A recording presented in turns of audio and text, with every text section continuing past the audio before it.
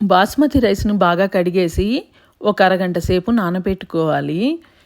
టమాటాలని చిన్న చిన్నగా ముక్కలు కట్ చేసుకొని పక్కన పెట్టుకొని, ఉల్లిపాయలను కూడా కట్ చేసుకొని, దాంతోపాటు 4 పచ్చిమిరపకాయలను కూడా కట్ చేసుకొని పక్కన పెట్టుకోవాలి.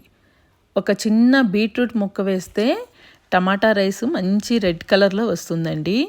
మనం కట్ చేసి పెట్టుకున్న బీట్రూట్ ముక్కల్ని, కొన్ని టమాటా ముక్కల్ని మిక్సీలో ఇలా మెత్తగా పేస్ట్ చేసి పక్కన పెట్టుకోవాలి. ఇప్పుడు ఒక కుక్కర్ గిన్నెలో నెయ్యి వేసుకొని దాంట్లో జీలకర్ర వేసుకోండి, టేస్ట్ బాగుంటుంది.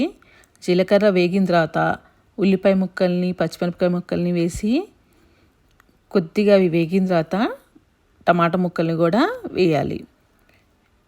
దీంట్లో కొద్దిగా పసుపు, సరిపడా ఉప్పు, రుచికి సరిపడా కారం వేసుకొని బాగా కలిపేసుకోండి.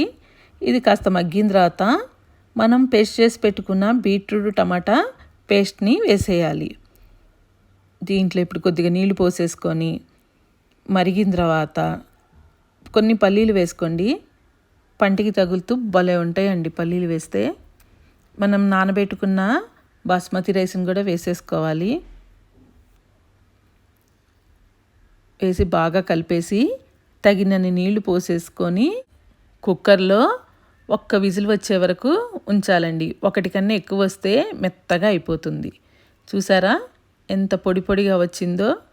ఇప్పుడు దీన్ని బాగా కలిపేసుకొని కొత్తిమీర, పనీర్ని కనుక వేయించుకొని నేను వేసుకున్నానండి, జీడిపప్పు ఇవన్నీ వేసి బాగా కలిపేసుకుంటే ఎంతో టేస్టీగా ఉండే టమాటా రైస్ రెడీ అండి.